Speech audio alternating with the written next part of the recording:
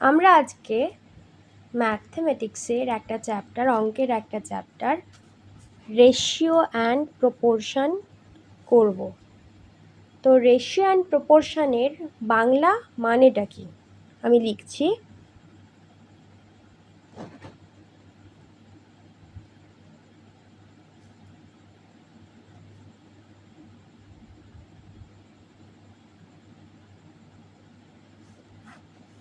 অনুপাত ও সমানুপাত। তো রেশিও হচ্ছে অনুপাত, প্রপোর্শন হচ্ছে সমানুপাত। তো আমাদের এখন জানতে হবে অনুপাত কাকে বলে, রেশিও সেটা কি। বলছে যে সংখ্যা দ্বারা একই একক বিশিষ্ট দুটি রাশির মধ্যে একটি অপরটির কত গুণ বা কত অংশ তা প্রকাশ করা হয় তাকে অনুপাত বলে। এটা তো গেল একটা সংজ্ঞা। তাহলে এটাকে কিভাবে, একই বলছে একক বিশিষ্ট।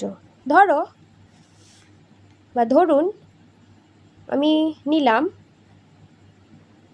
5 লিটার তেল, আর একটা নিলাম 10 লিটার তেল। এবার বলছে একই একক বিশিষ্ট। একক মানে কি? ইউনিট। এখানেও লিটার, এখানেও লিটার, এটাও সেম, এটাও সেম, সেম সেম। তো এই দুটোর মধ্যে বলছে একটা অপরটার কত গুণ বা কত অংশ প্রকাশ করা হয় যার দ্বারা তার অনুপাত। তো 5 লিটার আর 10 লিটার, তা দেখুন 5 লিটার হচ্ছে 10 লিটার, তাহলে 10 লিটারটা 5 লিটারের দুগুণ হচ্ছে কি না? 5-এর সাথে 2 গুণ করলে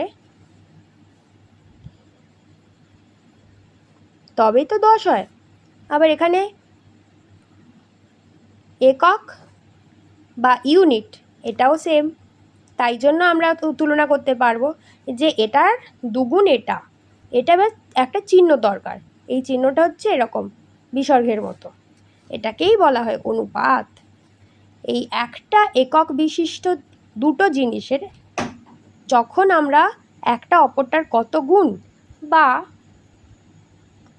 একটা আর একটার কত অংশ সেটা একটা চিহ্নের মাধ্যমে বা যার মাধ্যমে আমরা প্রকাশ করব, সেটাই হয়ে যাবে অনুপাত। তাহলে আমরা যদি বলি 5 লিটার আর 10 লিটার তেলের অনুপাত কত, তখন আমরা লিখব 5:10। এটাকে আমরা যদি সিম্পলিফাই করি, মানে এটার সরলীকরণ করি, 5 × 10টাকে যদি আমরা নামতায় কাটি, 5-এর নামতায় কাটতে পারবো। কি হবে সিম্পলিফিকেশন করলে? 1:2। কিভাবে হলো না, 5 দিয়ে কাটলে 5-এর নামতায় 5 একে 5, 5 দুগুণে 10। এই 1-এর সাথে যদি 5 গুণ করি 5 হচ্ছে, আবার 2-এর সাথে যদি 5 গুণ করি তাহলে 10 হচ্ছে। এটা তো গেল অনুপাত বা রেশিও কাকে বলে। এবারে বলছে যে একই একক বিশিষ্ট রাশি যদি দুটো হয় এ আর বি, তাহলে তাদের অনুপাতকে আমরা কিভাবে প্রকাশ করব। আমি এ বি ধরছি না, আমি আবার ফিরে যাচ্ছি 5 লিটার আর 10 লিটার। তো 5 লিটার আর 10 লিটার একই একক বিশিষ্ট। এই এককটা কি? এই একক বা ইংলিশে ইউনিট, এটা এখানে লিটার। লিটার কাদের হয়? পানীয় জাতীয়, তরল জাতীয়, পানীয় না, তরল জাতীয় কোনো জিনিস, তার তেল হতে পারে, জল হতে পারে, দুধ হতে পারে, তাদের একককে আমরা তেল হতে পারে লিটার বলি। অনেক সময় বাজার করতে গেলে আমি দেখেছি, আমার বাড়িতেও তাই হয়, ফর্দ করার সময় লিখতো 2 কেজি তেল, কিন্তু সেটা ঠিক নয়, লিখতে হবে 2 লিটার তেল। অনেক সময় আমি 2 লিটার লিখি, কিন্তু যেহেতু ফর্দ করাটা আমার দায়িত্বের মধ্যে পড়ে না সব সময়, তাই সেই 2 কেজি হয়ে যায়। সেটা অন্য গল্প, আমরা মূল জায়গা থেকে সরে আসছি, সেটা করলে হবে না।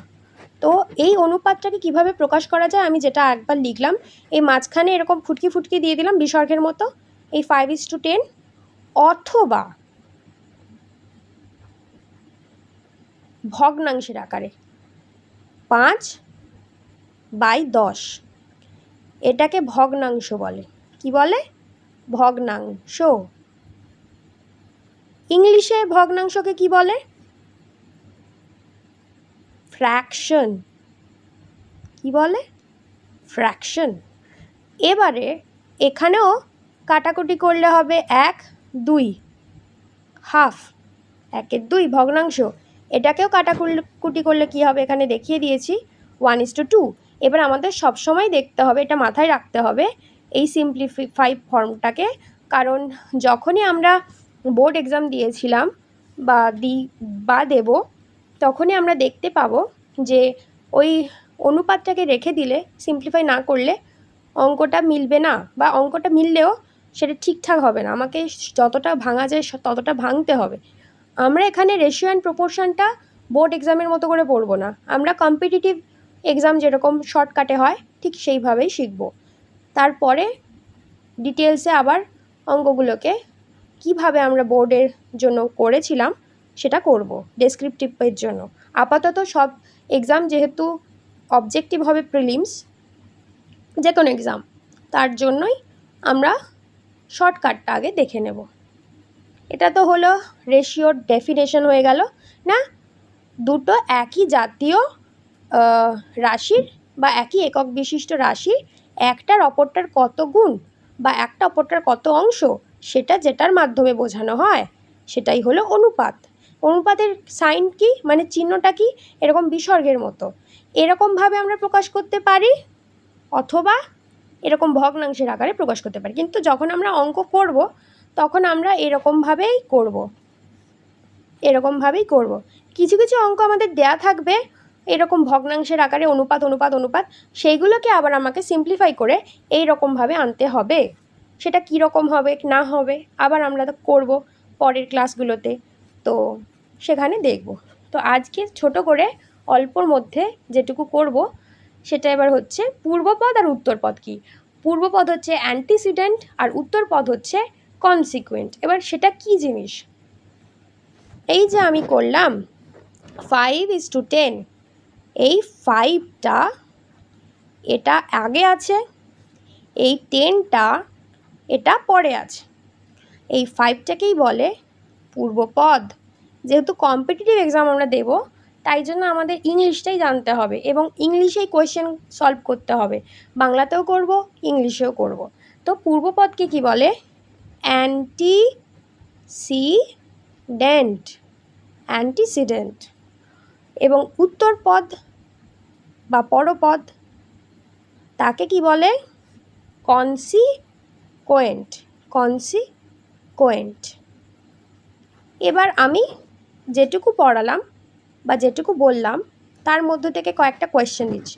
কোয়েশ্চেন নাম্বার 1, 5 কেজি চাল ও 10 কেজি চাল অনুপাতে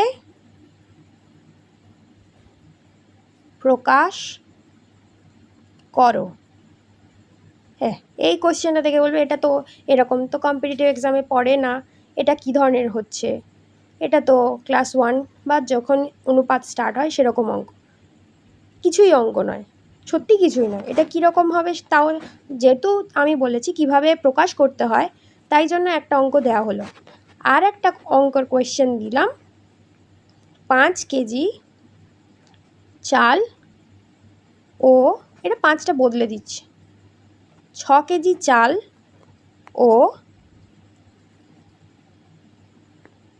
2 কেজি চাল এর অনুপাত কত?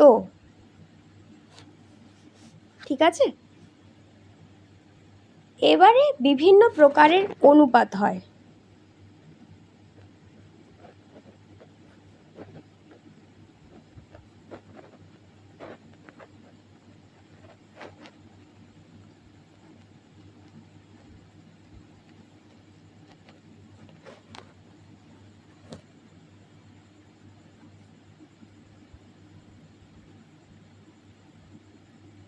সেটা কি? ইংলিশে বলবো কাইন্ডস বা ক্লাসিফিকেশন, বাংলাতেই বলবো বিভিন্ন প্রকার বা শ্রেণী বিভাগ। এবারে আজকে আমরা একটা নিয়েই বলবো, সেটা হচ্ছে গুরু অনুপাত। গুরু অনুপাত নিয়ে বলবো। সেটা কি জিনিস লিখি আগে।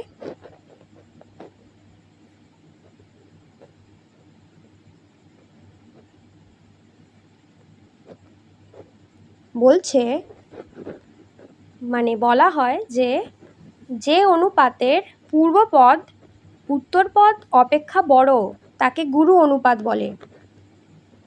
মানে 15:3 এইটা আমরা জানি অ্যান্টিসিডেন্ট বা পূর্বপদ, এটা আমরা জানি কনসিকুয়েন্ট বা উত্তরপদ। এখানে উত্তরপদ 3 আর পূর্বপদ মানে অ্যান্টিসিডেন্ট আর কনসিকুয়েন্ট হলো 3, অ্যান্টিসিডেন্ট হচ্ছে 15। দেখা যাচ্ছে কনসিকুয়েন্টের থেকে অ্যান্টিসিডেন্ট অনেক বড়। কত বড়? 5 গুণ বড়। 5 গুণ করলে তবে 15 আসবে, 3 5 15। এটাই হচ্ছে গুরু অনুপাত। এর উদাহরণ কি? এই একটা দিলাম। আমি এবার কোশ্চেন দিলাম, একটি গুরু অনুপাতের উদাহরণ দাও। তাহলে আবার একবার বলে নিচ্ছি, অনুপাত সনুপাত চ্যাপ্টারে আমরা আজকে অনুপাত পড়লাম, রেশিও, তার ডেফিনেশনটা পড়লাম বা সংজ্ঞা, সেটা কি আমরা জানলাম। তারপর আমরা দেখলাম কি করে অনুপাতটাকে প্রকাশ করা হয়। তারপর আমরা দেখলাম সিম্পলিফাইড ফর্ম, ঠিক আছে।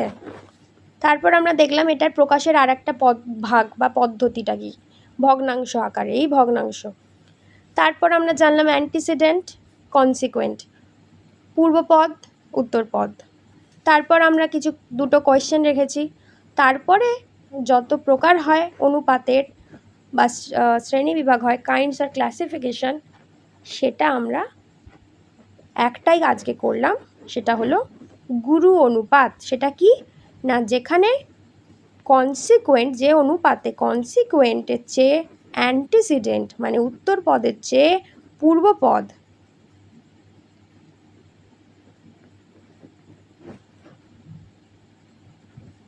বড়, সেটাই হলো গুরু অনুপাত।